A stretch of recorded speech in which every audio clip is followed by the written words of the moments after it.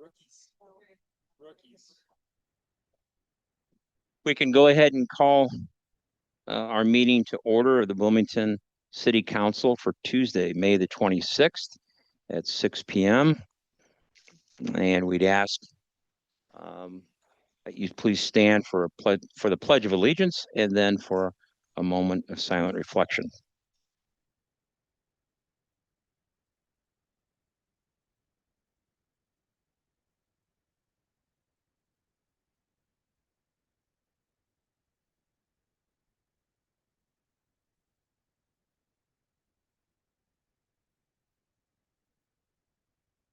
We'll take roll call for attendance, please.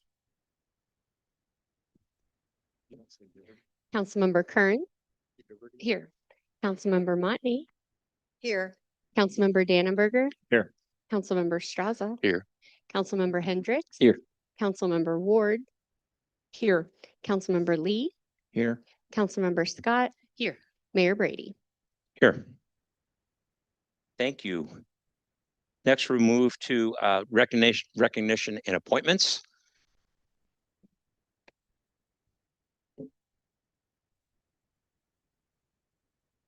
All right. We would like to recognize, and if you're here, if you'd please stand to be recognized, the appointments to the Human Relations Commission. We have Adinda Akmal, Arcana Nardkarni, Jisharam Nair. If you are here, please stand. I don't think so, but thank you very much for their service on the Human Relations Commission, and welcome aboard. Next, we'll move to public comment. For public comment, I will start by reading a list of names of individuals that emailed public comment prior to the meeting, and it was already provided to council. And then afterwards, after the mayor reads his public comment statement of procedure, we will start with J.W. Barnett and then Nate Marshall to follow. So the emailed list, we have Julie Emig, Trisha Braid, Kim Throop, Kevin Meyer, George Anderson, Howard Hethwick, Angela Rada, Lindsay Marshall, Aaron Parrish Meyer, Ruth Burke, and Becky Howell. And after your statement, we'll start with J.W. Barnett. Thank you. Ladies and gentlemen, public comment is an opportunity for speakers to provide their views and feedback to the City Council. It's also an opportunity for the City Council to listen and hear diverse points of view. To maximize the impact of public comment and show respect for the expression of all viewers, speakers should maintain stability and focus on city issues. Speakers must identify themselves for the record, but are not required to give their address. And each speaker is given the floor for 3 minutes, and the council does not respond or engage in debate. Any speaker that engages in threatening or disorderly behavior will be deemed out of order and their time ceased. Our first speaker, please. Hello and good evening, Bloomington City Council and members of the community. My name is J.W. Barnett, and my intent this evening is to share a message of actually Thanksgiving and some positive energy. I've lived in Bloomington since the summer of 2023. I was sent here by the bishop of my denomination, the United Methodist Church, to preach as an associate pastor at Wesley United Methodist Church down the street. And now the intent of my bishop is to send me to a new church and a new community. I'm actually going to Pinckneyville, Illinois, the community in which I was raised. I've not been a regular to these meetings in person, but I certainly have on YouTube. I've built professional relationships in this city as well as personal friendships. And I know in the last 3 years, this city has faced challenges, but also celebrated success. I've been fortunate enough to enjoy a position to have some involvement and impact on city issues, with admittedly having taken zero heat. So I'm not on that side of the seat there, but here we are. But I just wanted to share some things I've learned from this town, this city. I've learned a lot about this city, about the value of presence and doing all that is in our capacity to meet the moment, even if we do so imperfectly. I have learned that while it is important to keep track of the broader issues that we face as Americans, we do ourselves and our community a better service when we focus locally and act on how those issues impact us here. And I've learned that humanity is in all people, even when there is a temptation in the world to treat them otherwise. And then also, I've learned that the message of distrust, hostility, and division that is often pouring out from our phone screens is greatly reduced when we commit to seeing one another and cooperating with one another in person.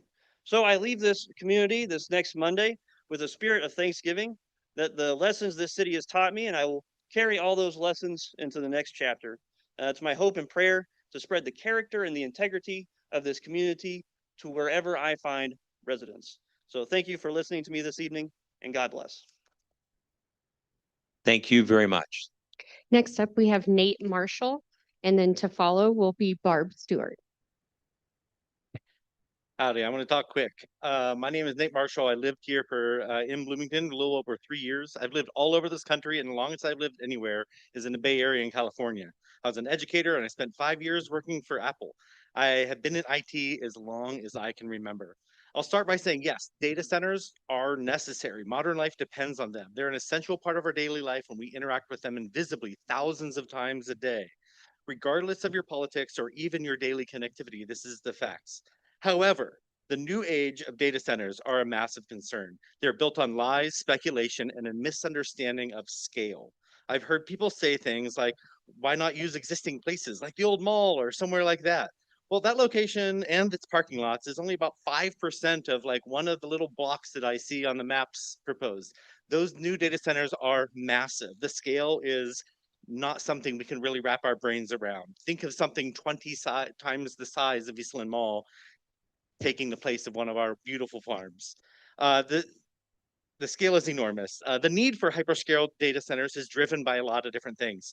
AI is part of that. It's honestly ethically concerning for us all in an expanding digital landscape where citizens don't have a reliable way to discern truth, and AI continues to erode our ability to find accurate data or reliable information. Data mining and the market of that data is expanding component of this ever increasing demand for data centers. We're no longer in the age of the internet of everything. We've passed that and moved on to the monetization of all of our data and your data. This is a thing for quite a while, and the amount of data that can be collected is expanding on an extremely large scale. It's packaged, tracked, and tracked to unique identifiers like you and me. These data centers are eroding our public and personal privacy. Every community and every company that produces any sort of digital product relies on that as a monetary stream of revenue. Privacy is already at a premium, but we'll be we'll be turning that into a myth in the years to come. Sorry. The other huge instance for these is data mining cryptocurrency. That is expanding as those keys need to be calculated and built. It gets bigger and bigger, and that computing power is growing more and more. It's obvious that data centers will cause water shortages and all that we've heard before many times. As I've listened to these meetings and seen the slippery slope this topic is being brought up, it makes me worry that we're all being hoodwinked and we're being manipulated by smarter players out there. Allowances for energy storage and only 5 megawatt data centers is just so they can get their foot in the door and into the community and take us for granted. We could be driving through empty lots 5 years from now of these data centers that have destroyed our environment, destroyed our communities, and destroyed our towns as we know them. They're not going to use unions. They're going to use their own special contractors. They're going to take advantage of everything they can. Thank you. Thank you. Next. Next up is Barb Stewart.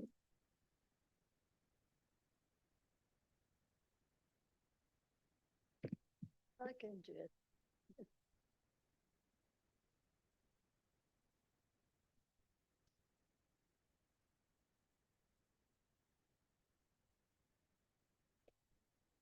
Thank you. Tonight's vote is critically important because a yes strengthens Bloomington's future in several ways. For one, yes will prevent leaders from violating government standards. For instance, before adopting the code, the McLean County Board had numerous violations over time, such as one member using county employees to do his yard work. Reading the ethics code regularly since then has prevented all or most misdeeds by reminding members of what is expected of them. Your yes will affect council members personally. All the things you should and should not do are listed in the ethics code. By signing a public pledge to follow this list, you are responding to the appeal made by the code to your better angels. Your response will be almost certainly produce new resolves so that violations that might have happened will never happen. There might even be no violations for 10 years and nothing to punish. More importantly, yes will increase people's trust. By posting the signed code, you actually make a public statement saying you intend to use ethics as a guide in governing Bloomington. The trust this statement will inspire is extremely important because the strength or weakness of people's trust is what determines the overall strength and character of the city. And without trust, democracy dies. So your yes will mean a stronger Bloomington and a stronger voice in America's great experiment in self-rule. Only a democracy, because it is self-ruled, protects the rights and freedom of all people. Only when guided by ethics is democracy strong enough to rule and sustain itself. Ethics codes matter.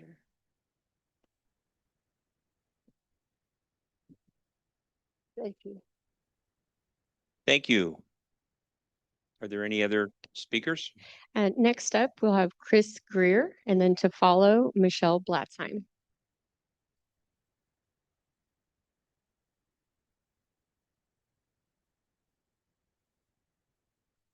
Good evening. My name's Chris Greer. I have been a resident of the southeast corner of Bloomington for almost 24 years. Across the street of Ireland Grove Road is where one of the possible sites of the data center is. I won't go through all of the environmental impacts, but what I will say is those will directly affect my home in my neighborhood. So I don't want the hyperscale data center across the street from me. It will not make a good neighbor for me or for anyone in our area, because I know there's potentially other sites.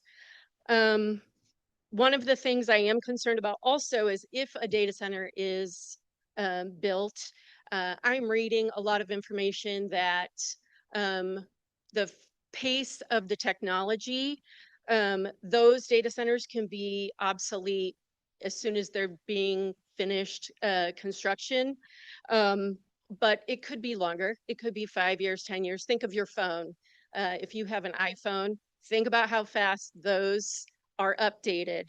So then we would have this huge obsolete monstrosity. Also, regulation. I know that the federal government is doing very little for regulation. It feels a little bit like the move fast and break things is their theory in order to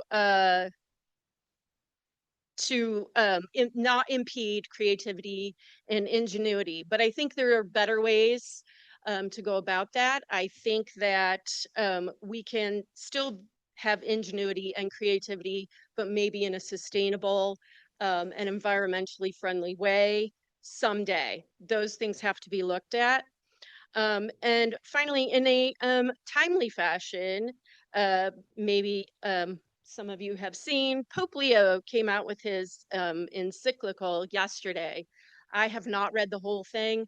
It's 42,000 words, but I did find a quote from it, and it says, calling for prudence, rigorous evaluation, and even at times a slower pace in adopting AI does not mean opposing progress, Leo wrote. Instead, it is an exercise of responsible care for the human family, and I'll add, and our Earth. Thank you. Thank you. Next up, we'll have Michelle Blatzheim, and then we will end with Adrian Hahn. Hello, my name is Michelle. I'm a local resident and a community organizer with Illinois People's Action. I just wanted to thank you all for considering this moratorium vote today. You all been pretty responsive to the community's concerns, which is great. Like the last speaker, I'm not going to go into the environmental impacts. I think we all know that these hyperscale data centers consume enormous amounts of water and electricity. And I think we all know that the AI that they are generating has a lot of negative consequences, including, the goal of wiping out large numbers of good paying middle class white collar jobs that we rely on here in this community. So really just what I wanted to say is to really encourage you guys to vote yes in this moratorium. We understand that, you don't have the power to just ban this stuff in our community outright, but what you can do is vote yes and give yourselves, the state regulators, as well as community folks like myself, the time we need to figure out what kind of regulations we need and to organize ourselves and be ready to push back when folks try to sort of steamroll, the pretty obvious will of the community, which that folks don't really want these here. So yeah, I just wanted to encourage you guys to vote yes. Thank you.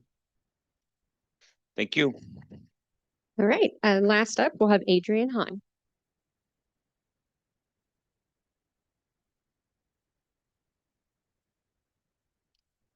My name is Adrian Hahn, and I live in Ward 3 of Bloomington. We've lived here almost 25 years. And I will say that I've also lived across the country, everywhere from North Carolina to California. We've lived in Texas and Pennsylvania. So we have kind of a wide view of life around in the United States. And I am here to basically ask you to make sure we have this moratorium in place. And I personally think that 6 months goes by really fast. And we need to have not only feeling for ourselves as Bloomington, what kind of life we want to have here. And also, we have to look at where this is going to go right now. Most people think it's going to go out across from the airport. That's what's been talked about. And this hyperscale data center industrial site is just inappropriate for that area. If you live, say, between 2.5 to 3 miles from a data center, at that point, it's generally concerned to be safe and comfortable, but there is a certain thing called low frequency humming, and that can be felt by the body for 3,000 feet to a mile. So that is something that actually impacts health. It impacts your heart. As I can tell you right now, it impacts mine when I'm in an area where I have that. The air quality can be compromised. Visual aesthetics, if you can call it that, would certainly be industrial, which would be kind of out of character for that area. And other issues would be light pollution in the surrounding neighborhoods and the migratory bird flyway. There's insufficient water resources, massive energy consumption, e-waste. If this thing collapses in 5 or 10 years, who's going to take care of all that? We have location risks and noise. I do want to bring up one thing, and if all of you people know about Erin Brockovich and the work she's done, she currently has a website on data centers, and it's called brockovichdatacenter.com. And if you can look at that, where the dots are on the map of the United States, where people have been talking about citizen and already built and in the process of construction on the map, half the United States is covered up with dots. So that tells you how much impetus there is for these data centers. So I would suggest, if you can, to look at that website. It'd be a good resource for in the future. So thank you, and I hope the city will take a serious look at the moratorium, and I thank you very much. Thank you. There's no further public comment. Thank you all. Next we'll move to, excuse me, the consent agenda, which is number 7 on our packet. Are there members that have a item that they wish to pull from the consent agenda? Member Straza. Yes, I'd like to pull 7R, please. 7R, okay, and then next to Member Ward. I'd like to pull 7N, please. 7N, okay. Then we'll move forward with the remainder of the items on the consent agenda. Is there anyone else that has a question or wishes another item to be pulled? Is there a member who would make a motion for those remaining items to be passed? I'd make that motion. By Member Second. Hendricks, is there a second? Second by Member Straza. And if the clerk would take the vote.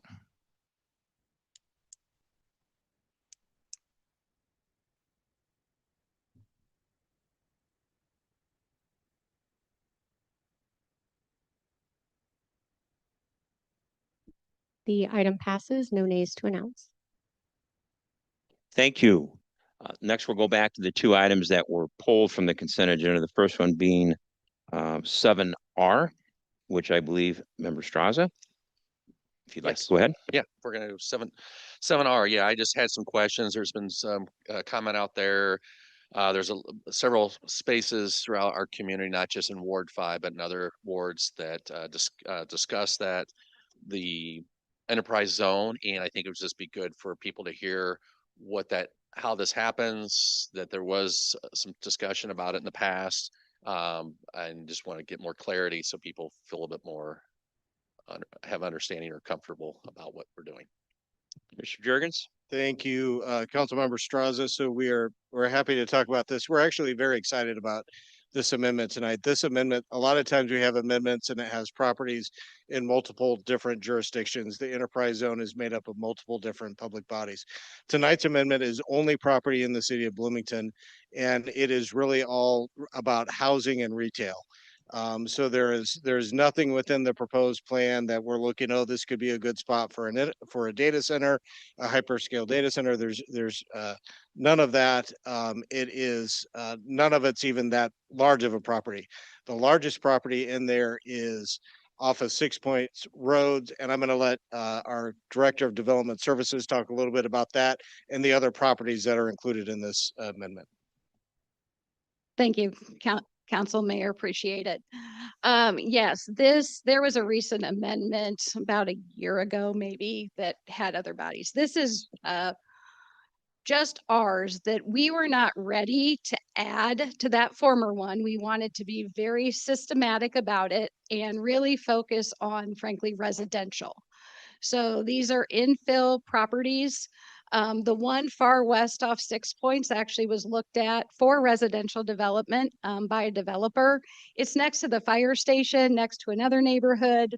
It's been successful out there, that neighborhood has. It seems to be a great piece of land for residential development. Water and sewer are there. The other ones, one is the former Kroger site, if you're familiar with that, off College. That was supposed to be a Kroger. It has lapsed. They have been subdivided. Nothing is happening. They get a lot of interest from multifamily or mixed use developers. So we want to add those areas onto this. The former post office has had a lot of trouble off of Towanda, has had a lot of trouble leasing. And the longer something sits, the more work that is needed. So we think the enterprise zone there may help that get moving. The Leslie Drive, there is the conference center over there actually has some expansion land and they would like to expand. So that's that piece. Then there are 2 stalled apartment complexes.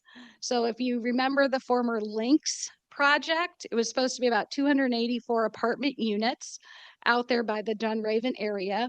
It may not be apartment units, but we're hoping for some housing. That is still the plan.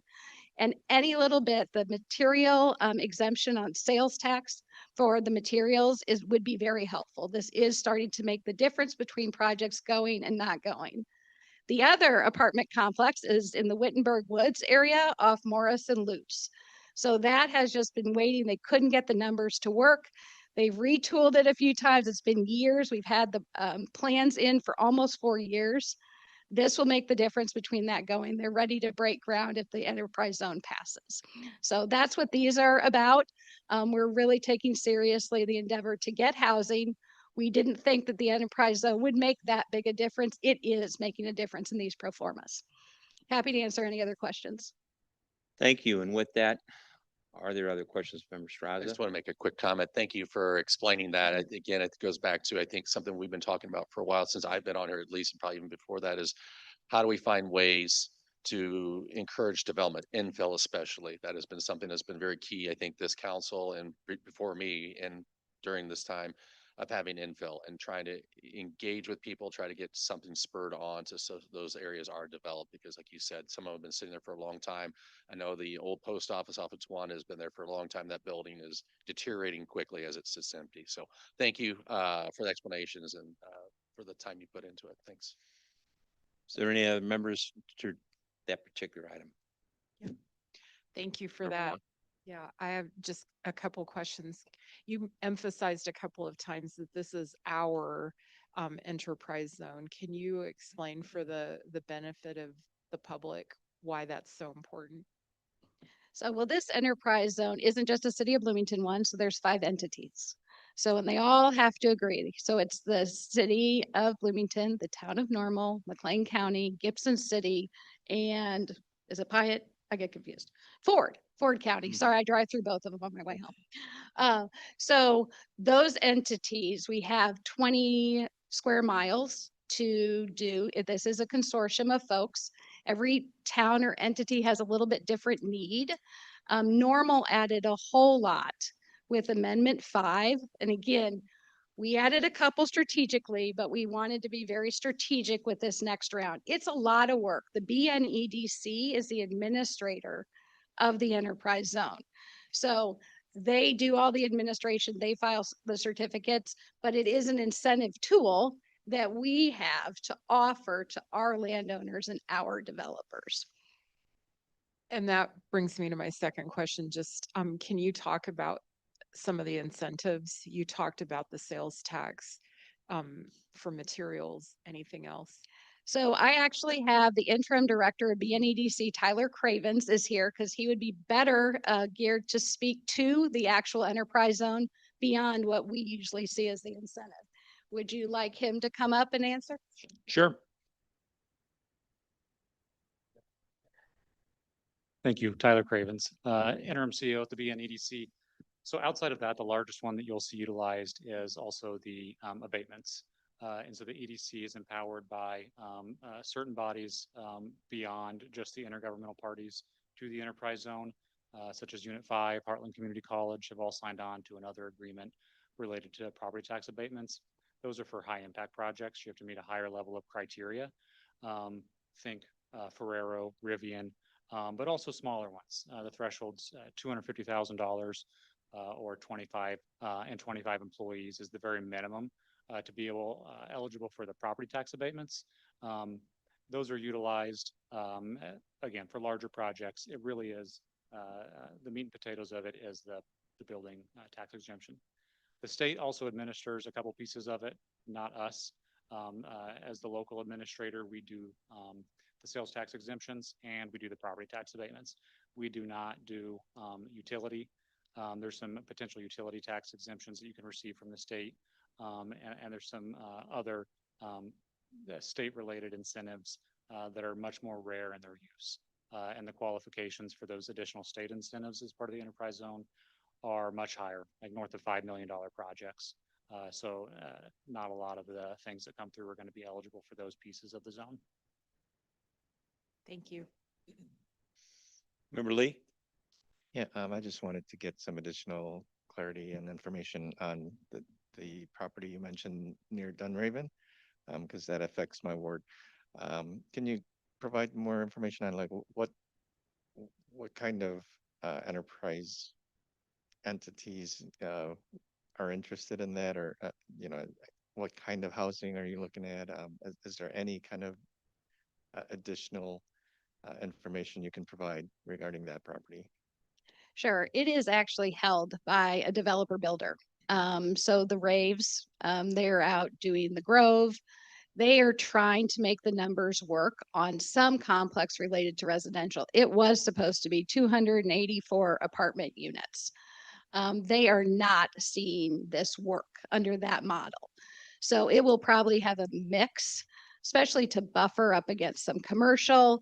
It won't be detached single family of a low density, but they do have some acreage there. They'd like to do something. I do know they're working with local Farnsworth on some different layouts, trying to see if a mix maybe of some townhomes and some apartments would work. But that's all I know. I have nothing officially submitted, but it is all residential is the piece that we're trying to add. Thank you. Thank you. Any other members? Member Straza, does that answer your questions? And Yes, it does. City Manager Jurgens, any other information you'd like to share? Any other information from our speakers and guests? All right. Thank you very much. Then we will ask the clerk to take a vote specifically Make a on motion a to motion approve and second. Thank you. 7R, please. By Member Straza and Second. Member Dannenberger, if you take the vote on 7R specifically.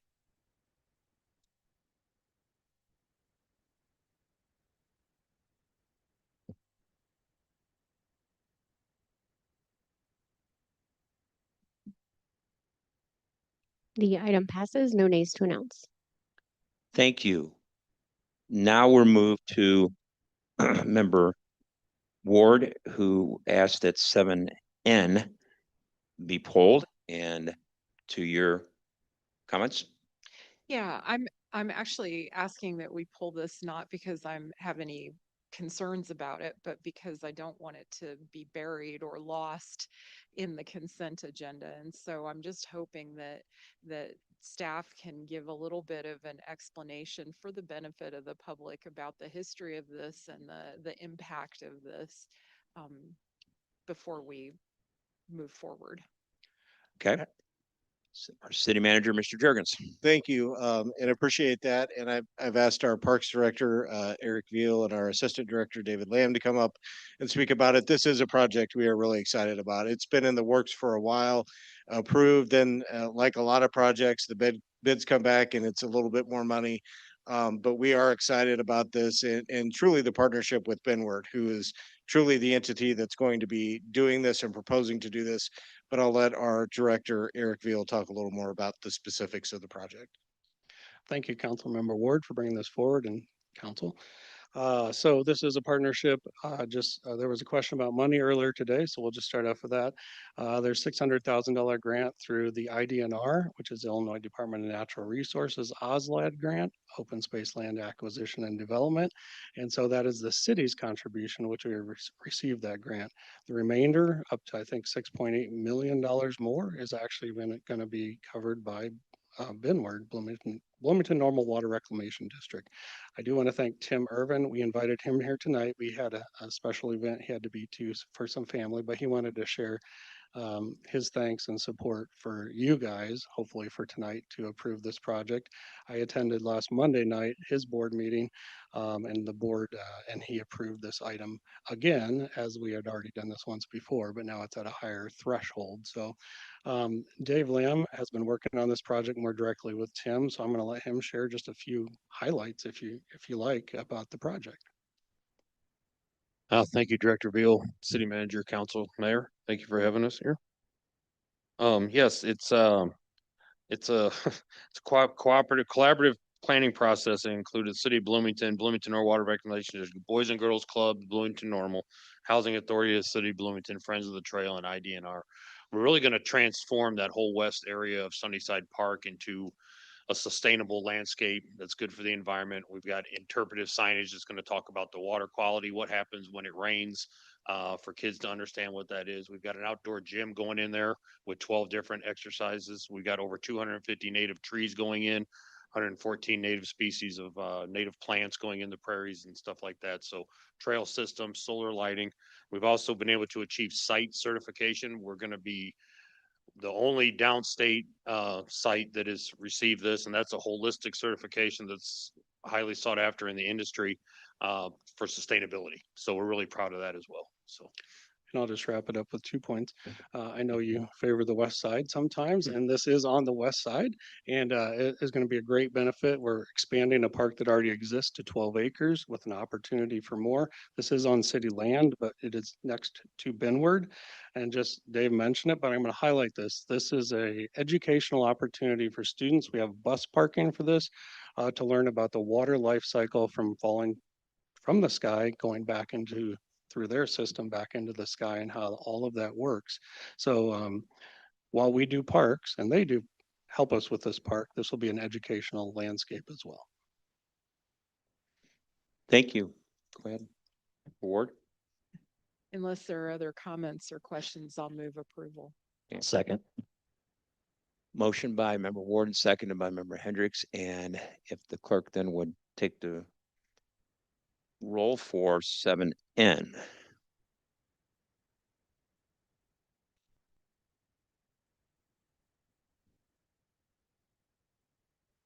The item passes, no nays to announce. Thank you. Next, we'll move to the regular agenda items for this evening under 8A.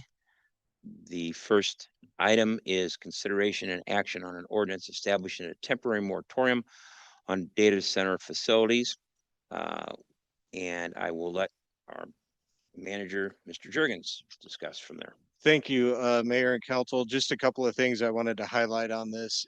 This is a 6-month moratorium, although certainly the council could extend it if it needs to be, or if somehow there are, regulations that come forward sooner, then you could adopt those, at your pleasure. But this will be controlled by the council.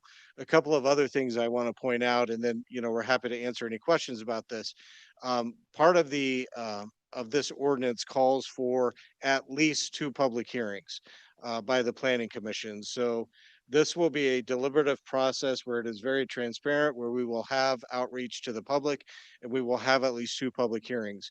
We want one of those public hearings in response to some of the comments that we've received from the council and from the public to potentially also involve, industry people, not just people who work for data centers, but other people to come forward and be able to answer the questions that the council or the community or the planning commissioners might have. So we will be inviting people to answer questions as well. But we do appreciate the consideration of this. We do believe that we need to take a pause and approve a moratorium so that we can put in place better regulations that really match what we know now and is what would be considered a best practice as to what other communities are doing in relation to data centers. So with that said, we're happy to answer any questions and go from there. Thank you. And with that being said, after I believe we've had 2 public hearings, a committee of a whole, and lots of discussions there. Are there members that have any other comments or questions in regards to the item before you?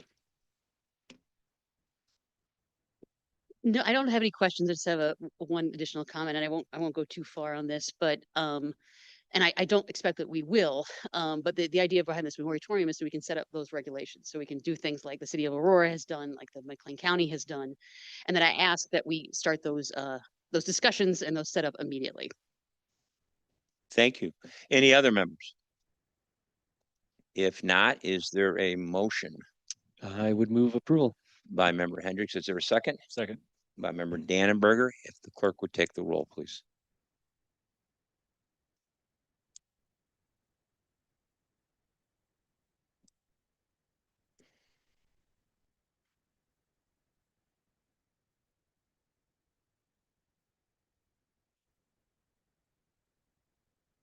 The item passes, no nays to announce. Thank you. Next, we'll move to on the regular agenda, letter B under 8, and it's a consideration and action on an ordinance amending the Bloomington City Code, Chapter 44, with text amendments and modifications to additions to the zoning code. And I will ask that our city manager, Mr. Jurgens, explains further. Thank you. Again, so as a best practice, we have started bringing any text amendments, even if we think they're not going to be controversial, and putting them on the regular agenda just for transparency and to give some greater light to them. So these are some text amendments. I'm going to ask our Director of Development Services, Kelly Pfeiffer, and our City Planner, Alyssa Pemberton, to talk a little bit more about them. But this is what I would call a hodgepodge of different things designed to address some patches in our zoning code. So with that, Kelly, please take it away. Certainly, City Manager, Mayor, Council, thank you. Sometimes we call these an omnibus because it really is just kind of a mix of things. So some of these are coming because we've been implementing code for a while. There are things that have been problematic, and we wanted to take the opportunity to change them. There's others that we've been assessing strategically when considering the downtown. Specifically, we've been looking at what upper floors can be and what space is, and we realized that as spaces are created, people are going to need to store more things if we're doing so. Where many warehousing have often done in a campus setting, we're like, well, this might actually work and be a good thing in the downtown. So that's something a little bit different. We also, on when people are in corner lots, there's some confusion because there's front yards, and really they should be able to use a little bit more of one of their yards. So we've created new definitions. So Alyssa will go through kind of each of them. They don't necessarily tie together. Again, it's more of an omnibus trying to deal with some things that have been problematic or we think that will help people, residents here and or businesses. Council Mayor, Alyssa Pemberton, thank you for hearing this today. I will start by saying we did hold a public hearing on these, and they're coming to you with a 7-0 recommendation for approval. And I want to state very loudly a thank you to engineering and traffic because we spent a lot of time working with them on these. There's quite a bit of this in here that came not only from administration of the code over the last few years, but from comments on lack of clarity or concerns regarding public safety, particularly at street intersections, at exits and entrances to and from driveways and alleys. And they were instrumental in helping us figure out what those distances should be, what safety looks like in those contexts. So as you are looking at the clear sight triangle components of this or at the fencing components of this, recognize that a lot of that actually comes from true public safety and engineering backgrounds. The other thing that we have found repeatedly is fences installed in easements over top of public utilities that we are paying to maintain, and then not having that same support for the public utilities as we do for the private property owners who use those public utilities. So that's also reflected in some of the changes in our fencing regulations. Doesn't mean you can't put it there. It means you have to demonstrate you're not going to damage public property in the process. We also heard loud and clear that our rooftop mechanical screening is very burdensome for developers. We previously would require 360-degree completely opaque screening, whether anyone could see that side of it or not. That gets expensive and it gets really heavy for old buildings. So it's a much more practical application of rooftop screening for mechanicals. We have a whole bunch of little things in here, like we missed adding RD went to the list of residential districts we had when it was created in 2021. There is also state legislation that trumps us on the ability to apply parking minimums in certain areas. We've added a provision that just gives us that out when we can't enforce it anyway, says unless in conflict with state or federal legislation. We also changed the definition of kennel to align with normals, which changed just over the course of the last year. I'm very excited about that because we've actually had people call and want to move to our community and say, yeah, but I have 2 dogs and 2 cats because my son moved home with me. And the fact that those people can come live in Bloomington now in normal, it makes me happy. That's a very quick overview. I'm happy to answer any questions that you have. Thank you, members of the council. Questions? If not, I have no questions. I was just going to motion to approve. Motion to approve by member Straza. Is there a second? Second. Second by member Hendricks. And the clerk would take the vote, please.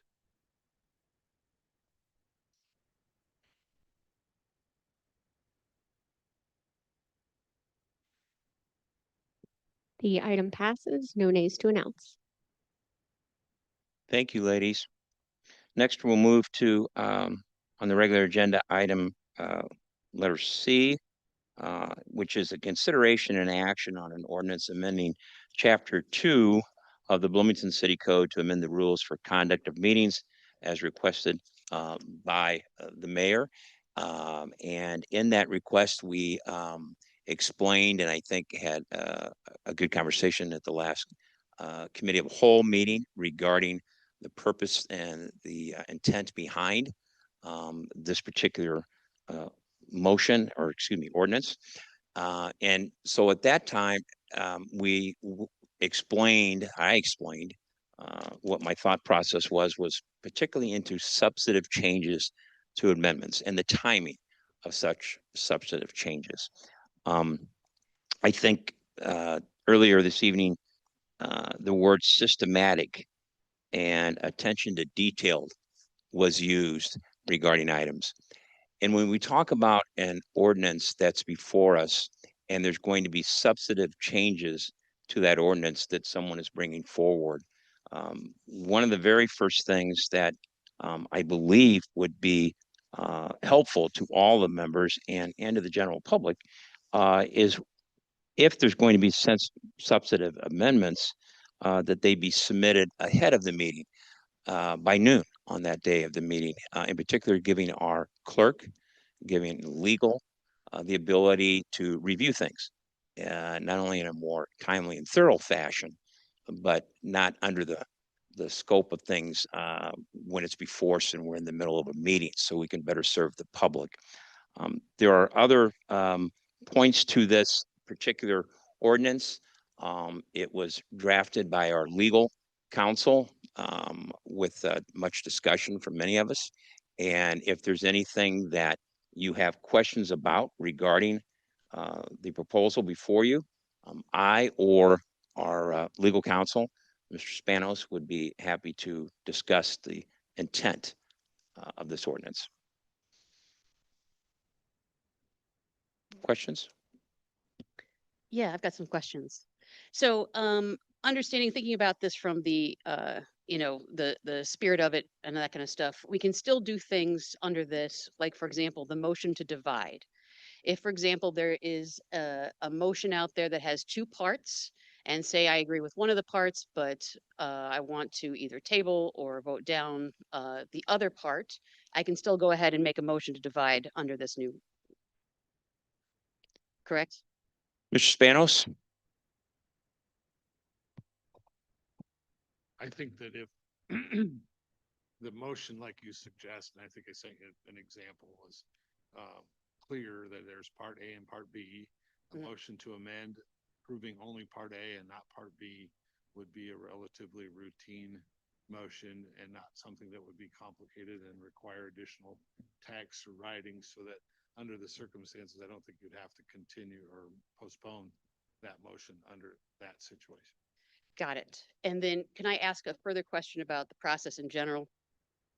So I understand with our city code that we use Robert's rules only when, say, the city code is not clear.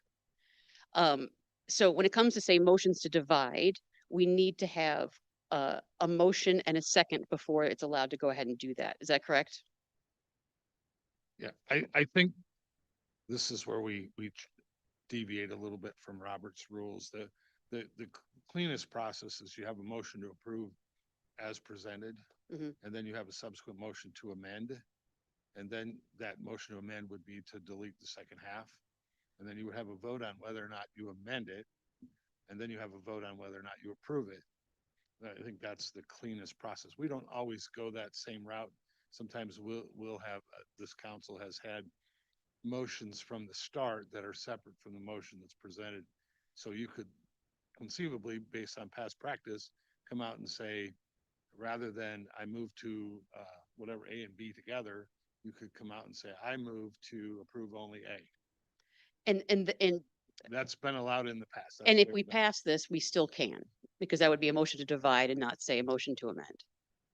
Correct. I think so. Yeah. Gotcha. As long as it's not a substantive change. And that, although it changes the full extent of it, it's simple, it's easy, it's straightforward. And it's Understood. up to the mayor's discretion on whether or not is substantive enough change that it needs to be moved. And then, of course, that decision is subject to appeal. If the entire council were to think, no, we don't like that ruling, Mayor, you can make a motion to appeal that and then address it that way. So got it. And then my last question on this is, we tend to do things discussion, motion, second vote. Have we got like a motion to divide, not motion to amend in the rules right now? It requires a motion and a second. Are we preventing ourselves from performing other motions by doing discussion, motion, second vote versus motion, second, discussion, vote?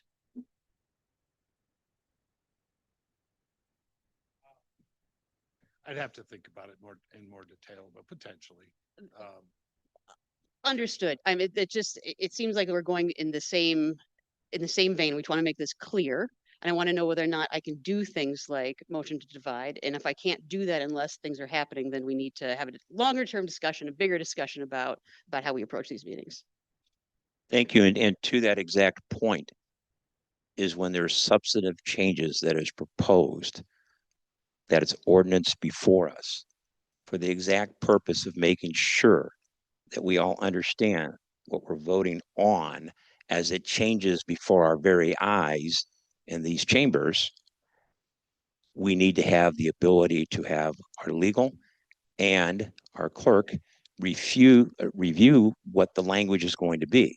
So if that is submitted to us on the day of a meeting by noon for substantive changes, that's going to afford all of us the ability to understand more clearly with advice from counsel and to serve the public when it comes time in which to vote, that we understand specifically what we're voting on and the language that's been changed or proposed. Any other comments? I just wanted to, first of all, thank you for that discussion. It was very helpful.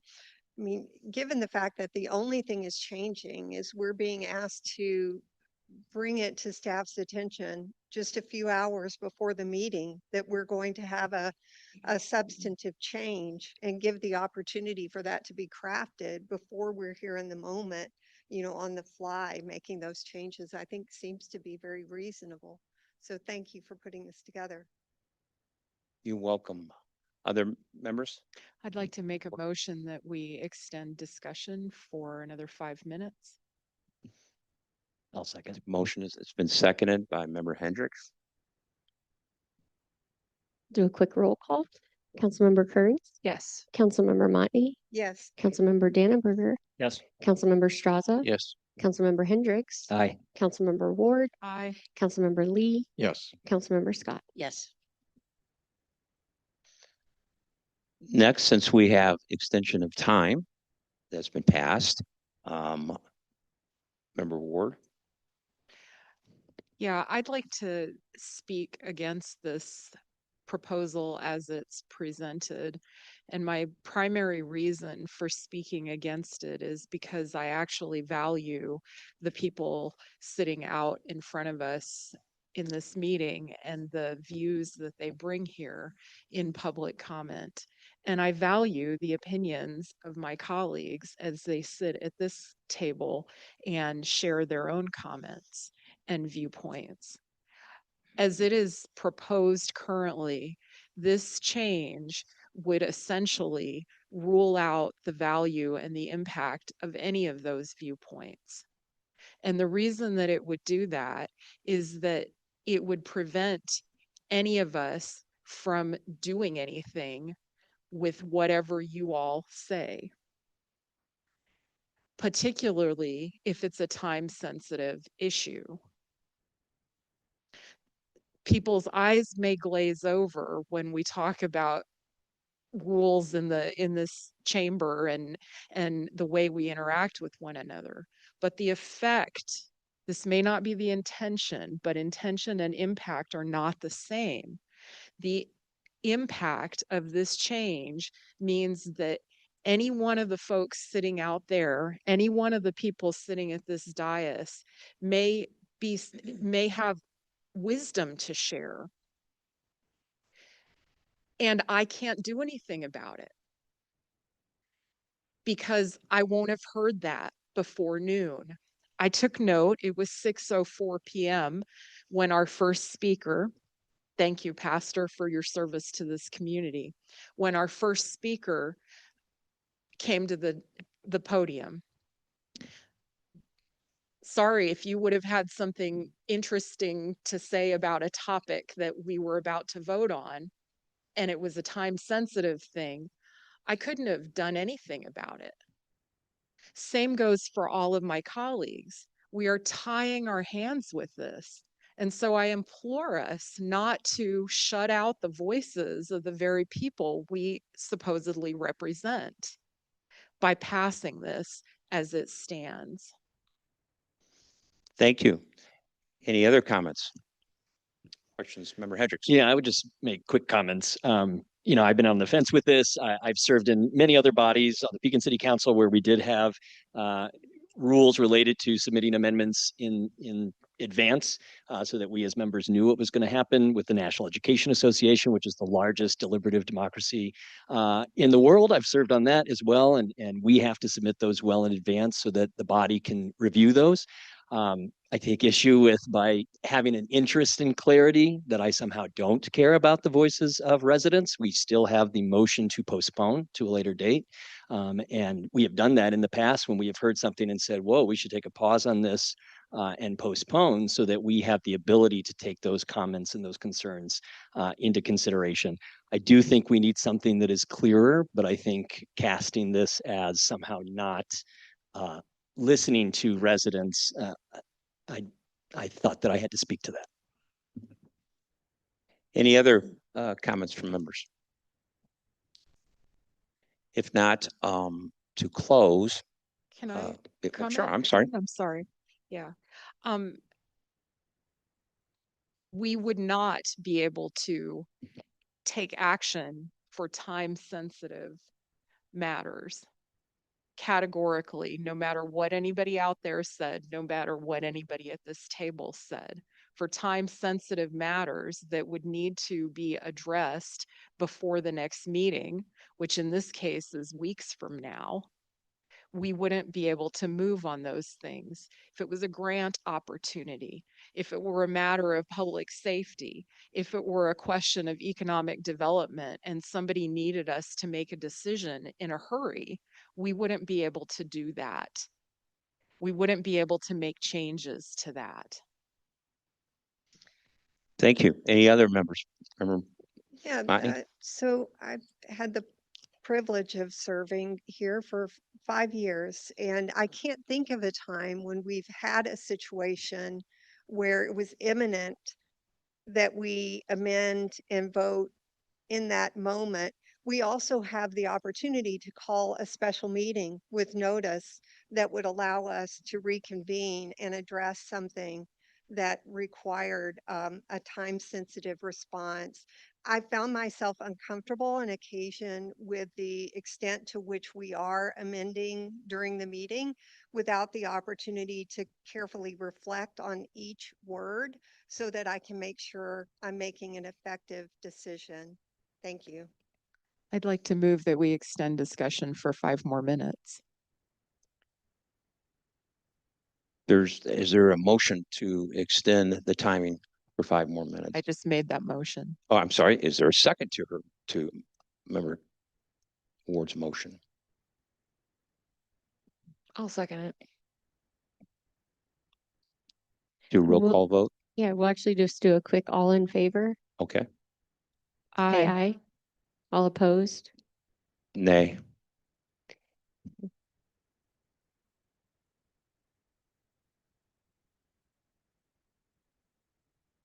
Member Ward? I'd like to move that we table this to our next meeting. And then once we have that motion on the floor, is it appropriate then to offer some amendments to the item? Or do I need to move something else? I first want to thank you for articulating exactly what I'm talking about, because now people are confused. And this is what we're trying to avoid, ladies and gentlemen. this is what we're trying to avoid. So with that being said, there's a motion on the floor to table the ordinance before you. Is there a second to that motion?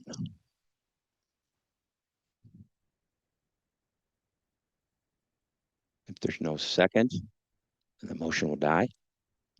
And then we'll go back to the original item of our discussion, which on our agenda is item number 8C. And if there's no further discussion by members, I would ask if there's a motion. Could I get an answer to my question?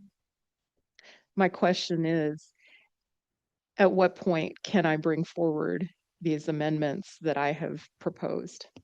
If there's substantive changes to what we're talking about and this amendment would pass, there'd be a process in which to do that. No, I'm proposing changes to the item that we are about to have, that we are discussing right now. I understand that.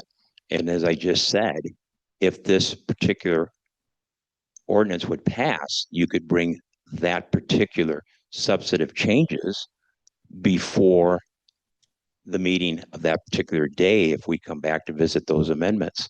Outside of that, you would need now tonight a second to your motion. All right, I have 3 amendments I'd like to propose, but I'm still not sure whether I can propose them until there's actually a motion on the floor to amend. You can make that motion. Mayor, can I offer? Yep. So what I suggest we do is we have a motion to approve the item as presented and a second. But before we vote, then if there is a motion to amend, then you would come back with a motion to amend at that point. You have a second. If you have a second, then you can discuss that and vote on the motion to amend. Once you have a decision on the motion to amend, then you go back to the original question and vote on the original question, either as amended or as presented, depending on the outcome of the motion to amend. And by the way, our rules specifically say you can only amend it twice. So there can only be 2 motions to amend. That's not to avoid a second one. It's just to make sure everyone's aware. Okay. So if the council member has a second to her motion, we then would have to take a vote. Right. At this point, I don't think you have a motion on the original Correct. issue. You need a motion on the original issue in a second. Okay. At that point, is there a member on the original motion on the original item? I'll motion that we approve the original item as presented. All right. Thank you. By member Montney, is there a second? Second. Seconded by member Straza. Then we'll take the vote on that particular amendment. before you vote, Mayor, then Now you want it to deal. this is the opportunity where you would normally come up with a motion to amend if there are any. Okay. That would be member Ward. I'd like to propose 2 motions to amend. I have handed them out to all of my colleagues on the dais. I've handed them out to the corporation counsel, the city clerk, and the media. So they are in front of you. Hopefully my handwriting is clear enough. There are 3 changes here in Correct. writing, and I would, of course, how the mayor wants to accept them, but I would consider that one motion to amend with those 3 items. So you have one motion now that needs a second to amend. I'd actually like to present them as 2. Well, which would be you'd have to do one, and then you'd have to have a second, and then you'd have to have a vote, or you don't have to have a vote. Then you can have a second motion afterwards. But right now, that's my take. I'd like them to be considered separately. Is that in order? If that's your preference, I guess. She has a Maybe second to the motion. You have one motion to amend, right? So one person wants to amend it. So then afterwards, then if someone else wants to amend it, they come back with a second motion to amend. You have a motion to do this as one amendment. It's the way I would interpret And it would be considered a substantive change if the other motion passed. That one won't pass until this one's decided, right? So Can you help me understand why you want it to be two? Because I was just told that I can only make 2 amendments. And there are 3 points there, and I think that people may have opinions on all 3 of them. so for My understanding is that Right. it would be one motion to amend 3 items, like it'd be subsections of the amendment. So you could get it done with just one. And then to me, it sounds like the second is if there's a further amendment on what we originally amended. I could imagine some of my colleagues not liking one of the items, but being okay with another of the items. And that's why I don't want to have it be all lumped together as one. So we'll take the motion that you have made, Member I Ward. haven't made a motion yet. I'm still trying to get information. Yeah, forgive me, I thought you'd made a motion. May I or may I not make a motion to amend item 12C and then make a second motion to amend item 12D3 and then make a third motion to amend item 12F? Do you want legal counsel to answer that or you want my answer? I'd like legal counsel. Okay, I figured that. So the rules say there can only be 2 motions to amend any single item. Okay, so we have a single item now on the floor.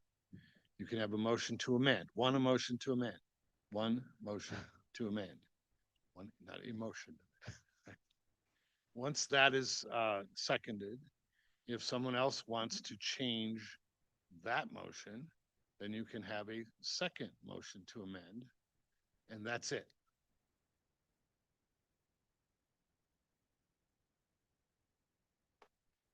So what I recommend that you do is you make a motion to amend these 3 items together. And then if someone wants to make a motion, then there's a vote on that. Do you amend it? Then if someone makes another motion to amend something different, then there's a vote. You have a discussion. People will either accept or reject the second motion to amend. Okay, and then once it's the item has been amended, then you move on to the underlying item. But we need a motion and we need a second. So are you going to make a motion? Yes, I'll make a motion. I would like to make a motion to item 12 or to point 12C to add, quote, except in cases of time sensitive matters at the end of the sentence. Is there a second to the member's motion? I'll second that. Seconded by Member Kearns. We have a vote.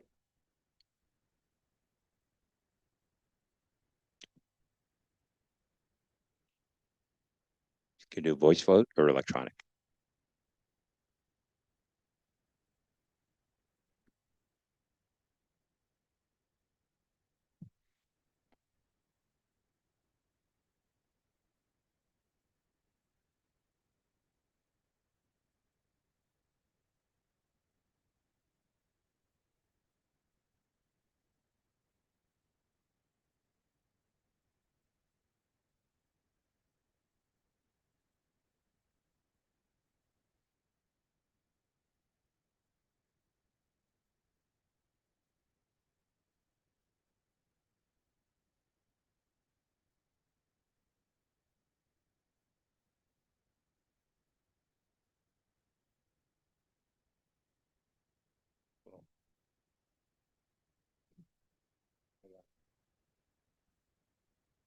So Mayor, I will need you to vote. It's a 4-4 tie.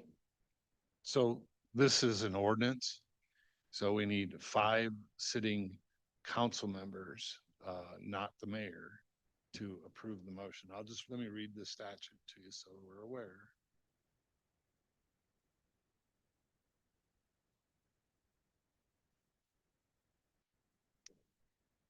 where the council consists of an odd number of alderpersons. However, the vote of the majority of the alderpersons shall be sufficient to pass an ordinance. So in order to pass the ordinance, you have to have 5. Now, this is the amendment. So I guess we don't necessarily need 5 to pass the amendment. So you can break the tie on the amendment. With my vote, Yes. my vote would be no.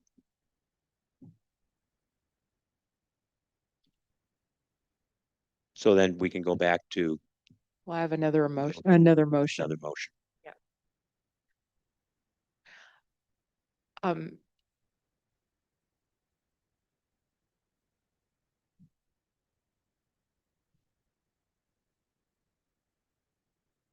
So there's a Scrivener's error in the document as presented. I'm assuming it's a Scrivener's error. There's no item F.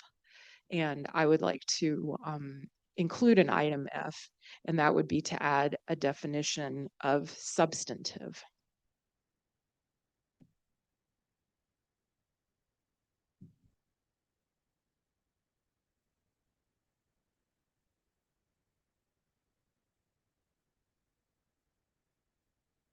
With that motion that's been made then by Member Ward, is there a second to that motion of definition regarding substantive? And I believe, Mr. Spanos, you have a definition of substantive. I do, if you want to adopt it. It is a substantive amendment. It's an amendment that changes the meaning, effect, or outcome of the main motion. It does more than correct wording or clarify language. It alters what the motion would do if adopted.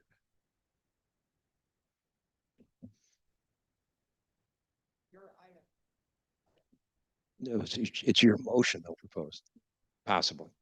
I just had a quick question. So, Member Lee? so was the intent to have a definition in the document? Did it just get missed, left out, or it just? No, I don't think there was any intent at the time to put that in there. I was trying to create some guidance if questions were asked later, to be prepared to answer those questions for you. Okay, thank you.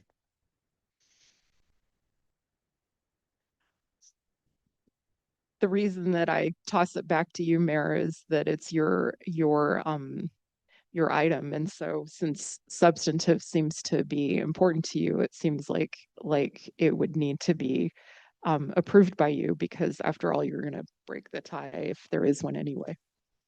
And I think we've just had a definition of what substantive is from our legal counsel. And I believe that the understanding of a substantive change is something that changes the ordinance significantly. And that's what we're talking about here, and asking to be done before noon, the day of a meeting, to do so. And so I believe with the substantive definition, we already have that. So I hear you saying you would be fine with that. We already have that. I don't know that we need that in an ordinance. We already have the definition through our legal as well as through the Illinois Municipal League that has presented that definition as substantive changes. I'm fine with that definition. Thank you. Next, we can go back to the original. We can go back to the original item, which was 8C. Mayor, I'm sorry, I'll call a point of order. I think we need to actually vote on my motion. I did not hear you make a motion. Then if you made a motion, you repeat the motion for the record. Yes, that we add the definition of substantive as item 12F. Okay, so there's the motion. Is there a second to Member Ward's motion? I'll second that motion because we have a section that says non-substantive amendments as a definition. Why not add the definition that it seems like we're all in agreement on? I don't think there's any harm in that, so I do second that motion. Is there a second motion and a second now? We take the vote. Could I ask a question, please, before we? Member Monty? Yes. So,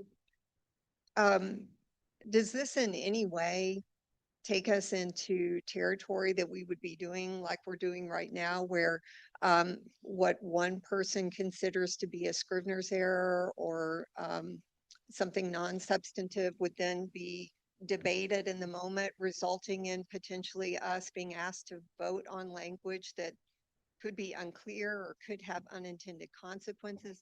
When I think about the time-sensitive nature of this and this, we're only asking, I believe, to present our suggested changes about 5 hours before the meeting takes place.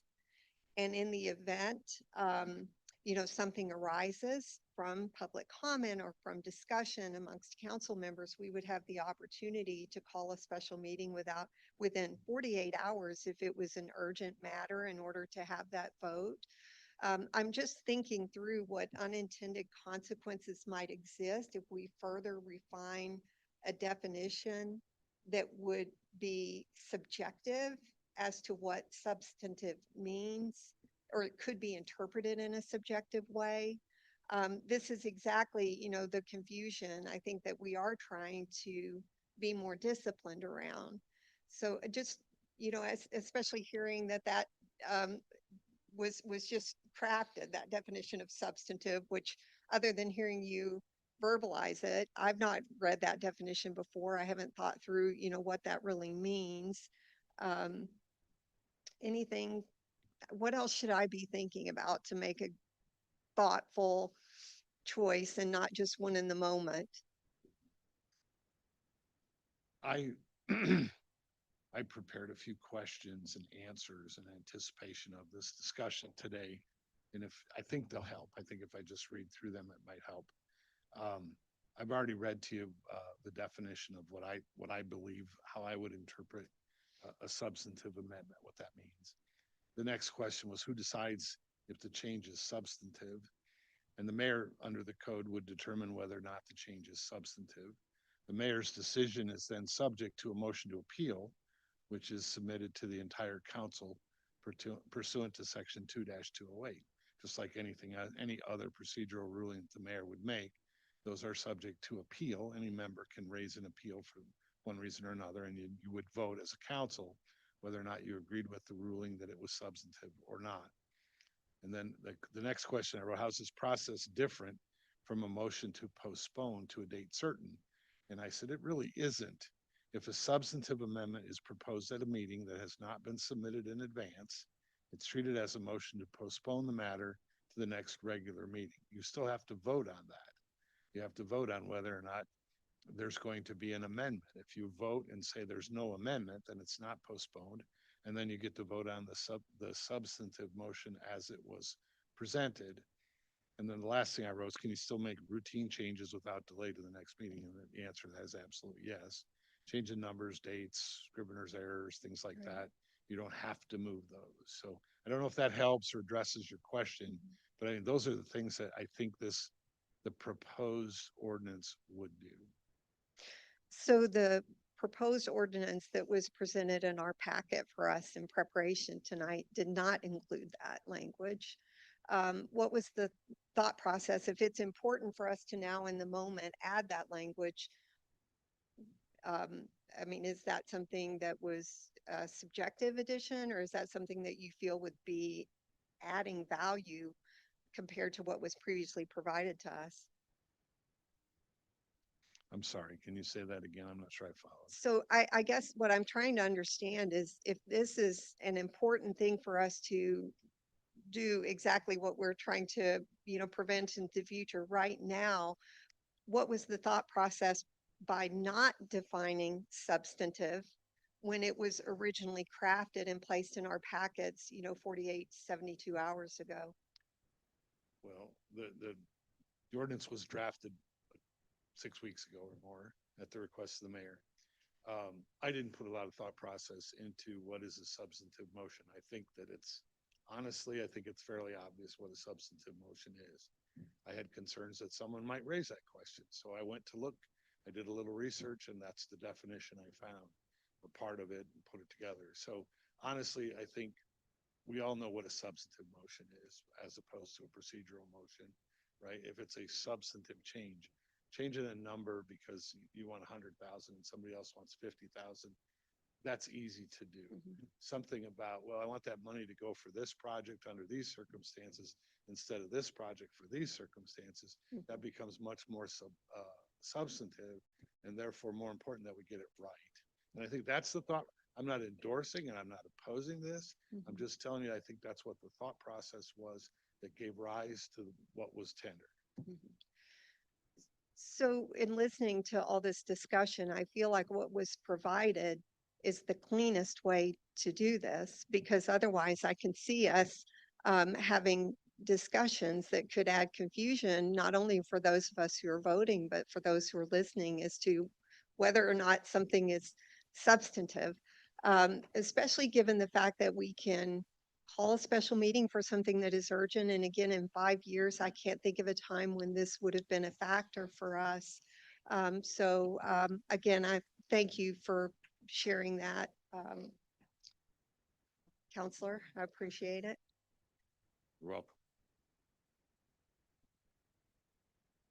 I have one more question based on something that Corporation Counsel just said and something that Councilmember Montney just said a couple of times, that we can call a special meeting based on the language of the Exhibit A. It says, the member seeking the amendment shall move to postpone the matter to the next regular meeting, stating the purpose or nature of the amendment sought. So I just want to clarify that there is no special meeting provision here. Is that correct?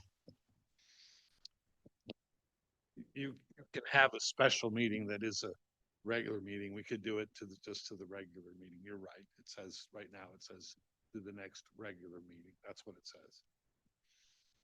And also the 2/3 vote, you can suspend the rule. Yeah, I was gonna say, you can also suspend the rules and, come back tomorrow if you wanted to, or actually 48 hours. Could suspend it Member for 6 Montney? weeks.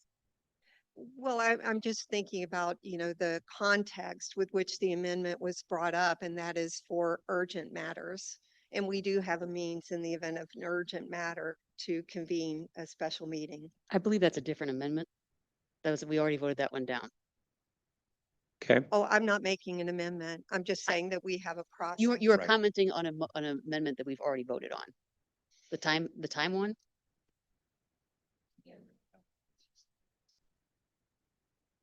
So your comments are subject matter only. I'm just responding to Councilmember Ward's question about there not being a means to get to a special meeting to vote on an urgent topic, not the issue of a time-sensitive vote in the moment. Okay. With that being said, is there any other discussion from members? And I believe we have a motion on the floor and we have a second to that motion. And we take a vote. Yeah, the vote is live. You've got Councilmember Ward as a motioner and Councilmember Kearns as a seconder. Okay.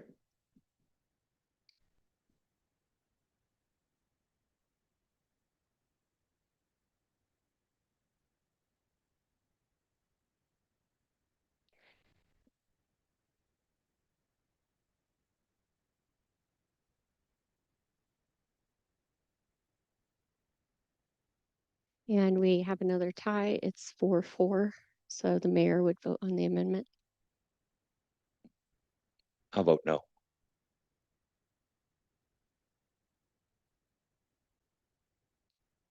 And the item would fail.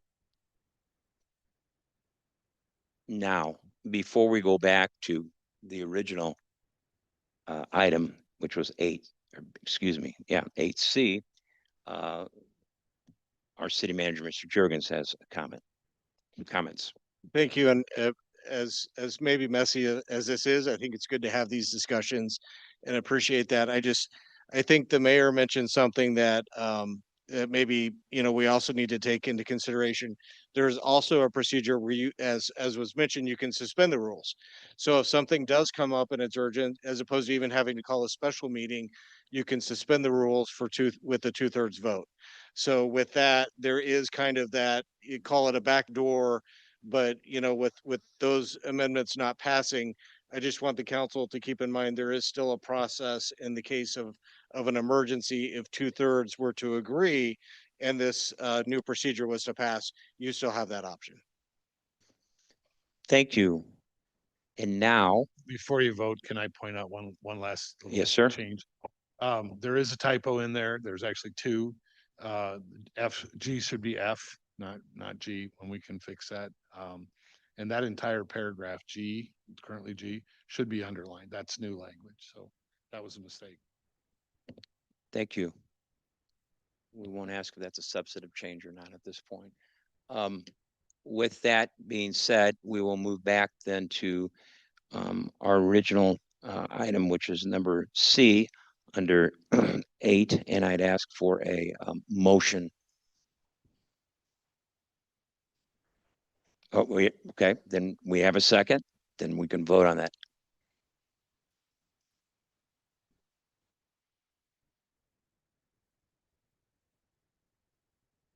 And I apologize, my system cleared. So the motioner was Montney and the seconder was, thank you.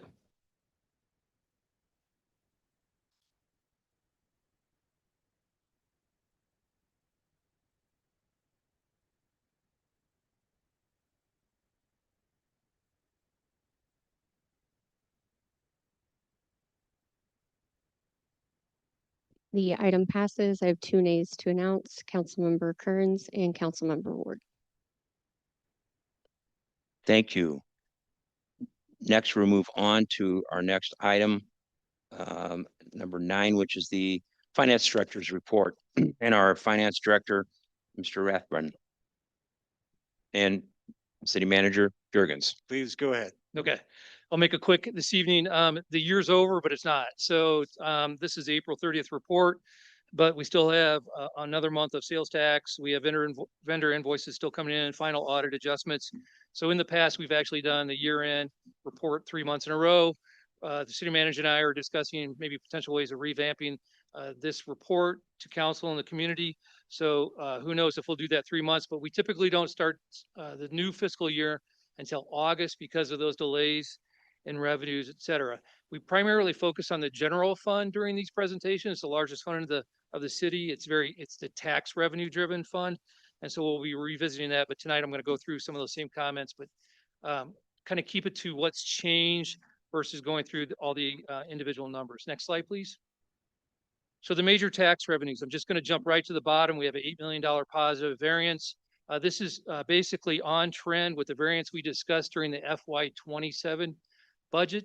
What we utilized in the budget for the general fund was a $14 million increase in tax revenues. Part of that was the levy.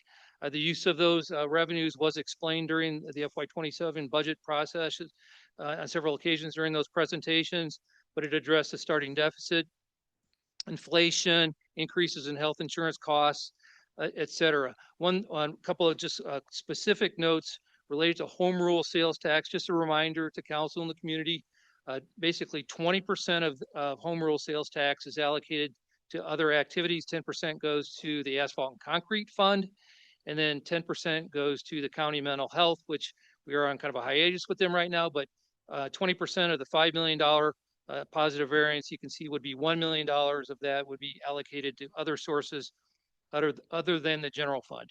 One comment related to where we are now, we have 2 months of revenues for home rule and state sales tax that a year ago included the legislative changes that really drove this positive variance.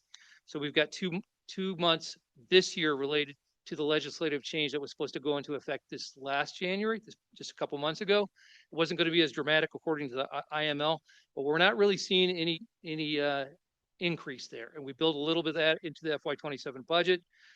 We built about a 4% increase over the projection from where we were with these larger increases, but it's only really coming in about 2% year over year those last 2 months. So really it's just showing an inflationary increase, not the legislative increase that IML presented to us roughly around February that we built into the budget. Still no alarms to sound, but it's just right now we're seeing an inflationary increase. Next slide, please. So the general fund, this is the income statement, revenues on this first exhibit, and then we'll do expenses next. Highlighting the projection columns. So those kind of like two columns to the far right centered there. So the first one, projection budget adjustments. So this is adjustments that we're projecting to the revised budget. So $8.8 million in positive variance for the taxes that we just kind of reviewed related to the major tax revenues. It doesn't match exactly with that previous exhibit because some of those revenues go to other funds. There's a local motor fuel tax, et cetera. So you can see down at the bottom of that column, we're looking at about a $10.6 million positive variance compared to budget with $144 million total budget for revenues for the fiscal year. For FY27, we budgeted $148 million. Next slide, please. So expenditures, the projection budget adjustments, just going to kind of jump right down to the bottom. You can see with all the ups and downs through those different categories, we're looking at about $100,000 actual reduction. I will comment on compensation. Compensation, you can see a $1.6 million reduction in salaries, $1.3 million increase in benefits. Some of that's related to work comp payouts. I misspoke to this related to this a couple months ago when we have some people that are being paid via work comp. This isn't settlements or anything like that. It's just they're being paid via benefit versus the salary. So it just kind of moves down a line so we can have some overages in benefits and reductions in salaries related to people that are on work comp. So it's really kind of a net zero for us, but that impacts that. A couple of numbers just for curiosity, if you're curious about the storm, in these salary numbers, we have about $122,000 in storm-related compensation, overtime, et cetera, related to the tornado. Was that a month ago? I'm losing track of time now. And about $48,000 in extra brush removal, which would typically be in another fund, but we're posting that in the general fund because it was an emergency declaration. Right now, we've about $171,000 total extra costs related to the storm for payroll and brush removal. There's other, equipment usage and stuff like that. There are softer costs that are a little harder to get our hands around.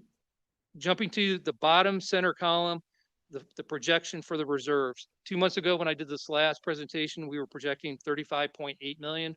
During the FY27 discussions, we were talking about 35 million.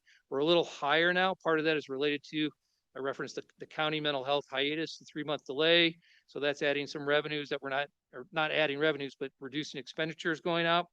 And then we're finding out some of the health insurance expenditures are coming down a little bit. We're going to have to subsidize the health insurance fund, but it's coming in about $1 million less. We thought we were going to have to subsidize about 2 million, but it's just a little over $1 million right now. So really we're targeting about 20% of our revenue totals for a reserve balance, 20% of $148 million for FY27.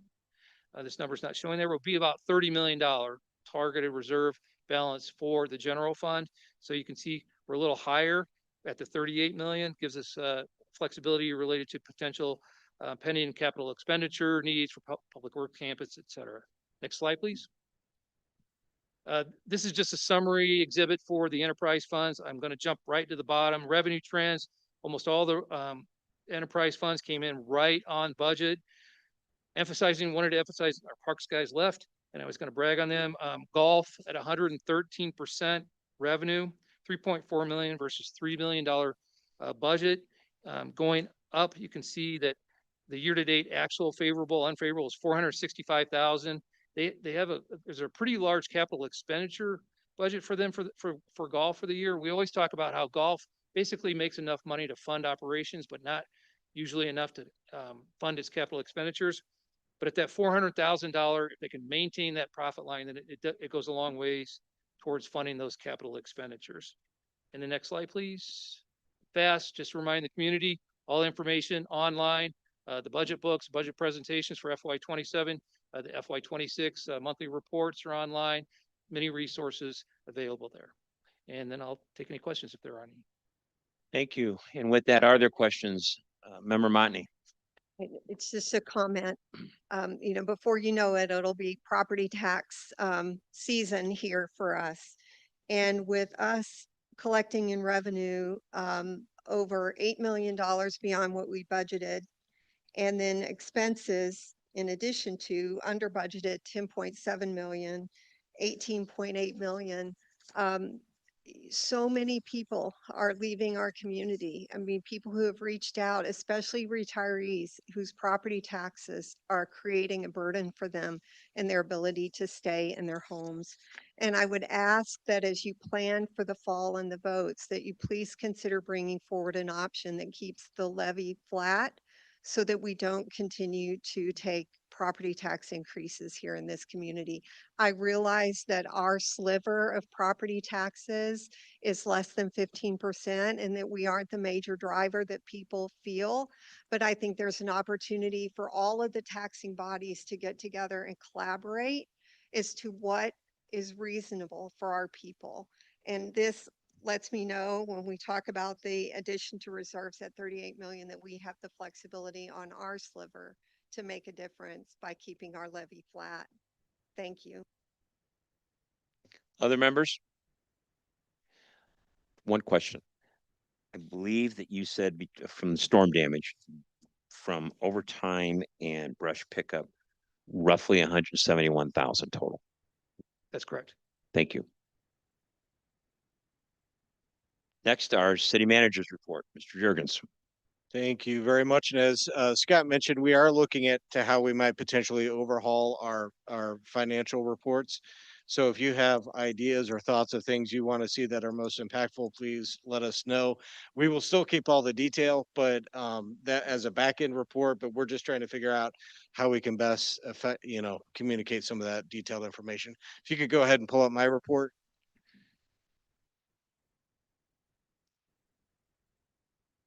All right, just a few things tonight. First, summer read is getting ready to kick off at the library, and you can go and get information on their website, but this is always a very popular program. And I actually meant tonight to have details on how many people are coming to the library and what their circulation is. It's really amazing as it continues to grow in popularity within the community. So they're doing great things there, and just wanted to highlight their summer read program. Next slide. Also, another kudos to Parks. They are, as Eric Veal says, in full summer mode now. Both pools are open, all the splash pads are open, their summer programming is starting. So just want to give a shout out to all the Parks crews and all that they do over the summer. It's a very busy season for them. Next slide. Then also the downtown streetscape. This is just wanted to give an update on this. The two intersections that have been under construction and the 500 block should be open by the end of the week, weather permitting. So we're getting really close on all of that. We're working on a hopefully end of June, early July kind of celebration to open up the 600 block where the ring structure is. So we'll provide more details on that. But the streetscape work is coming very quickly, and they're doing making great strides in the 400 block as well. Next slide. Front and center, the parking lot, the fencing came down today. We still have not closed on the property, but we will close at the end of, hopefully before the end of this week. So we're working on how many spaces we're going to designate as permit versus how many will be just 4-hour parking. So we're really excited to get this parking added into the downtown as well. Next slide. All right, I had one more, but it must have been the different one. Just a quick update on Connect Transit.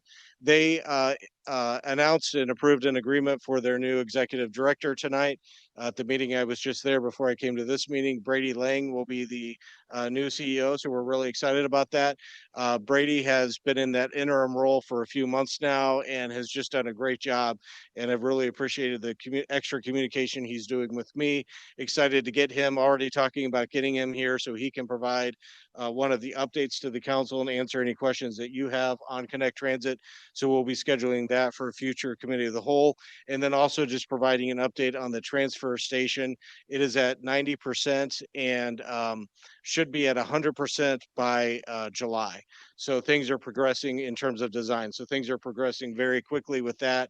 And we're really excited to get that project off the ground as well. That's all I have. Thank you. And for council members discussion, we'll start with Member Scott. No, just a quick question or just a quick comment. Appreciate all the work that we did to discuss how we are doing meetings going forward. I think we can all spend some time taking a look at our city code to make sure that we are preventing any issues in the future. Member Lee. Member Hendricks. Member Ward. Member Strausen. Member Dannenberger. Member Montney. Member Kearns. Okay. If not, I think there's a couple little comments that I have. And the very first would be in regards to Memorial Day, or I'm sorry, excuse me. Yes, Memorial Day. Go with that one. Memorial Day yesterday, obviously, there was ceremonies at Miller Park and other locations throughout the city, but one in particular that I attended was at Evergreen Memorial Cemetery, and the Bloomington Normal American Legion Honor Guard and the cemetery, Evergreen Cemetery staff does a tremendous job, and it was a very moving service in remembrance, especially of our war dead and the Gold Star families that are left behind. So thank you for them for that. And also then today we had a short visit with Congressman LaHood that was in to tour the the proposed new Boys and Girls Club that is now going to be on the site of the present Trinity Lutheran Church in the future. Myself and the city manager and others with Tony Moore, the director of the Boys and Girls Club, were able to have that conversation. So I appreciated the congressman attendance at that particular one today. And I think that's it as far as I have. So with that, I would need a motion to, there's no executive session, so a motion to adjourn. Is there a motion? I'd make that motion. By Member Hendricks, is there a second? Second. Seconded by Member Dannenberger. All in favor, say aye. Thank you very much. Enjoy your evening.